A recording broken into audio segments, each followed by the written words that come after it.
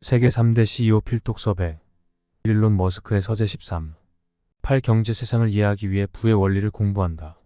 자본론. 세계 질서를 격변시킨 마르크스의 자본론. 가급적 자유 경쟁과 시장 원리에 맡기고 규제를 필요 최소한으로 줄이면 경제는 알아서 돌아간다. 이런 애덤 스미스의 국부론을 부정한 인물이 카를 마르크스다. 마르크스가 살았던 19세기의 산업혁명 이후의 세계에서는 스미스의 견해와 달리 수많은 노동자가 힘든 생활을 하고 있었다.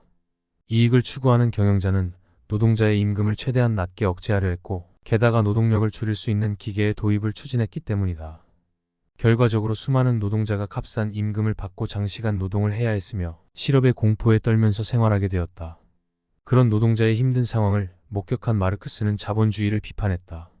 자본가가 노동자의 부를 부당하게 빼앗기 때문에 노동자가 빈곤에 허덕이고 있다고 지적하고, 자본가만이 부유해지고 노동자는 계속 착취당하는 불평등한 사회를 바꾸려면 혁명을 일으키는 수밖에 없다고 주장했다. 공산주의 혁명을 일으켜서 노동자가 주역이 되는 세상을 만들어야 한다는 것이다. 마르크스의 자본론만큼 세계사에 커다란 영향을 끼친 책도 없지 않을까 싶다. 자본론이 없었다면 러시아 혁명도 중국의 공산주의 혁명도 일어나지 않았을 것이다. 1867년에 독일어 초판이 발행되자 순식간에 관심을 불러일으킨 자본론은 이후 프랑스어 등 각국의 언어로 속속 번역되었다. 대륙에서는 종종 자본론을 노동자 계급의 성경이라고 부른다. 1886년에 출판된 영문판의 서문에서 자본론을 편집한 마르크스의 맹호 프리드리히 엥겔스는 자부심을 담아서 이렇게 적었다. 독일, 영국, 프랑스, 이탈리아, 스페인 등 마르크스의 자본론은 들불처럼 유럽 각지로 퍼져나가 공산주의 사회주의 운동의 이론적 토대가 되어갔다. 바로 지금 마르크스의 모든 이론은 사회주의 운동에 매우 강력한 영향을 끼치고 있다. 이 운동은 노동자 계급 못지않게 지식인들 사이에서도 보급되고 있다. 엥겔스는 서문에서 이렇게 말을 이었다. 왜 지식인부터 노동자에 이르기까지 수많은 사람이 자본론에 열광한 것일까? 그것은 자본주의의 본질이 자본가의 노동자 착취에 있으며, 그런 불평등한 지배체제를 혁명으로 타파하자는 명확한 메시지가 담겨 있기 때문이다. 불평등한 격차 사회를 근본부터 뒤엎어서 평등한 세계를 실현하자 라는 마르크스와 엥겔스의 주장은 수많은 젊은이의 마음을 사로잡았고, 빈곤에 시달리는 노동자들의 공감을 얻었다. 자본주의라는 타도해야 할 명확한 적을 제시한 것도 공산주의 운동의 구심력을 높였다. 잉여 가치는 자본가에 부과되어서는 안 된다. 마르크스와 엥겔스는 1848년에 출판한 공산당 선언에서 만국의 노동자여 단결하라 라는 유명한 표어를 만들어냈다. 국민국가들의 봄이라고 불린 유럽 각국에서 혁명의 기운이 용솟음치던 시기에 등장한 강렬한 경문이다. 공산주의자는 자신의 견해나 의도를 숨기는 것을 부끄러워한다. 공산주의자의 목적은 기존의 모든 사회 조직을 폭력적으로 전복하는 방법을 통해서만 달성할 수 있음을 분명하게 선언한다. 공산주의 혁명으로 지배 계급을 전율시켜라. 이 혁명으로 프롤레타리아가 잃을 것은 오직 쇠사슬 뿐이며 얻을 것은 전 세계다. 만국의 노동자여 단결하라. 이 표어는 마르크스와 엥겔스가 국제적인 공산주의 운동을 전개하기 위해 내놓은 것이다. 그들은 공산주의자 동맹이나 제일인터내셔널 같은 국제적인 운동에 직접 관여했고, 공산주의 혁명을 향한 꿈틀거림은 더욱 기세를 높여갔다. 이런 흐름 속에서 마르크스와 엥겔스는 이전부터 간직하고 있었던 공산주의의 이론적 토대가 되는 경제 이론을 정리해 출판하기로 결심한 것이다. 그러면 자본론의 포인트를 간단히 소개하겠다. 사실은 마르크스도 스미스와 마찬가지로 불안 무엇인가를 먼저 분석하려 생각하고 있었다. 실제로 자본론 제1권은 다음과 같은 구절로 시작된다. 자본주의적 생산 양식이 지배적인 사회의 부는 거대한 상품 집적이라는 형태로 나타나며, 각각의 상품은 이 부의 기본 형태로서 나타난다. 따라서 우리의 연구는 상품의 분석으로 시작된다. 마르크스는 자본주의 사회에서 온갖 부는 상품으로 형태를 바꾼다고 주장했다. 그는 스미스와 마찬가지로 투입된 노동량이 상품의 가치를 결정한다는 노동가치설을 채택했지만, 노동가치에는 상품이 얼마나 도움이 되느냐는 사용가치와 교환매매를 통해 얻는 이익으로 결정되는 교환가치의 두 종류가 있다고 지적했다. 그리고 상품과 교환할 수 있는 화폐, 즉 돈에 관해 분석했다.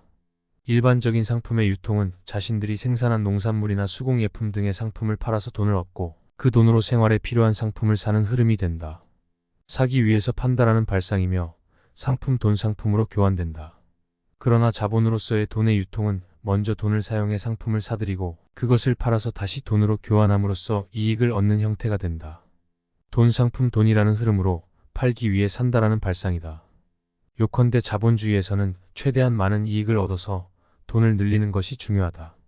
자본 이퀄 돈을 늘리는 것을 목적으로 무한 루프라고도 할 수 있는 운동을 끊임없이 반복하는 세계다.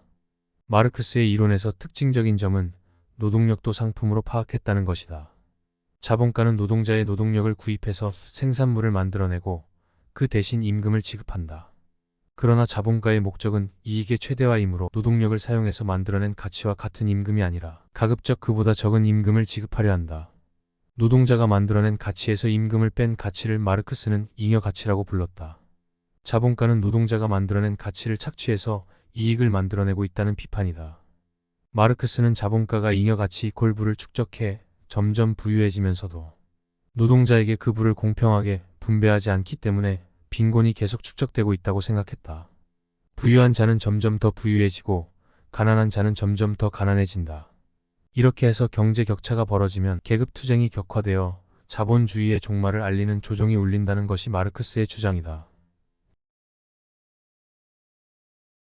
양극화의 추세 속 자본론의 부활.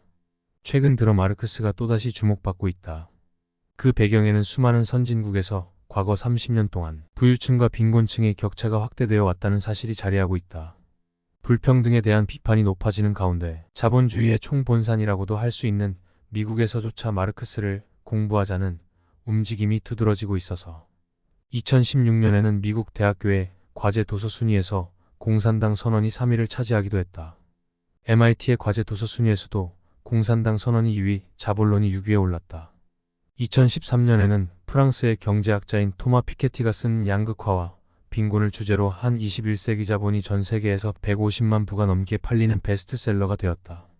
현대판 자본론으로도 불리는 이 책이 큰 인기를 끈 배경에는 과거에 마르크스가 품었던 빈부격차에 대해 문제의식을 품은 사람이 세계적으로 증가했다는 사실이 자리하고 있다. 피케티 등이 운영하는 세계불평등 연구소가 발표한 세계불평등 보고서 2022에 따르면 전체 인구의 10%를 차지하는 부유층이 부의 80%를 소유하고 있다고 한다. 더욱 충격적인 사실은 전체 인구의 1%가 부의 약 38%를 차지하고 있다는 것이다. 이처럼 대부분의 부가 소수의 부유층에게 집중되어 있다는 것이 마르크스와 자본론이 또다시 주목받게 된 배경이라고 할 수 있다. 마르크스는 자본론을 완성하기 전에 세상을 떴기 때문에 엥겔스가 유고를 정리해 책으로 완성시켰다. 그러나 마르크스가 남긴 방대한 원고와 연구, 노트에는 자본론에 담기지 않은 중요한 논점이 포함되어 있었다고 한다. 그리고 마르크스와 엥겔스가 남긴 출판물, 유고, 초고 등 발표되지 않은 것을 포함해서 정리하는 마르크스 엥겔스 전집의 연구가 진행됨에 따라 마르크스가 환경 문제나 공동체 연구에도 관심을 보였음이 밝혀졌다. 러시아 혁명으로 탄생한 소련이 2001년에 붕괴한 뒤로 공산주의는 실패했다는 시각이 단숨에 전 세계로 확대되었다.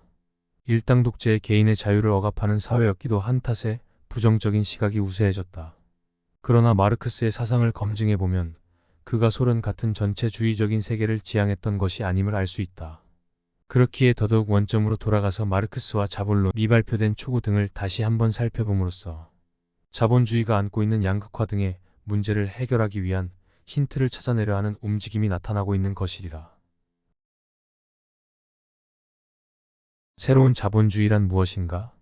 한편 자본주의 자체를 개혁해서 수많은 과제를 극복하려 하는 움직임도 강해지고 있다. 최근에는 새로운 자본주의라는 말도 종종 들을 수 있게 되었다. 새로운 자본주의의 정의는 다양하지만 과거에 마르크스가 자본론에서 비판했던 가진 자는 점점 부유해지고 갖지 못한 자는 빈곤에서 벗어나지 못하는 자본주의 사회의 개혁을 지향한다는 점은 대체로 일치한다. 새로운 자본주의를 모색하는 것은 전 세계적인 움직임이다. 미국의 세계 최대급 헤지펀드인 브리지워터 어소시에이츠를 이끄는 레이 달리오도 양극화 사회를 거듭 경고하고 있다. 미국의 자본주의는 실패했다 라고 지적한 그는 양극화의 시정을 향해 교육 지원 등의 정책을 실시해야 한다고 주장했으며 양극화의 해소를 위한 정부 계열 펀드를 만들 것도 제창했다. 운용 자산이 200조 원 규모에 이르는 헤지펀드를 이끄는 자본주의의 압도적인 승자가 이런 개혁을 외치는 것은 기묘하게 생각되지만 자본주의가 안고 있는 문제가 그만큼 뿌리 깊다고도 말할 수 있을 것이다. 머스크는 14세에 자본론을 읽었다. 독일어 원서를 영어로 번역하면서 교차 검증까지 한 책이었다. 라고 말했다. 14세에 읽기에는 난해한 책이라는 인상도 있지만 적어도 자본론에 관심을 갖고 일부라도 읽어본 것은 분명하다. 머스크는 자신이 사회주의자라고 발언한 적도 있다. 사실 나는 사회주의자다. 다만 진정한 사회주의는 자원을 생산성이 가장 높은 것에서 가장 낮은 것으로 옮겨서 실제로 해를 끼치면서 선을 행하는 척하는 것이 아니다. 모든 사람에게 최고의 선을 추구하는 것이다. 이상으로 일론 머스크의 서재 자본론이었습니다.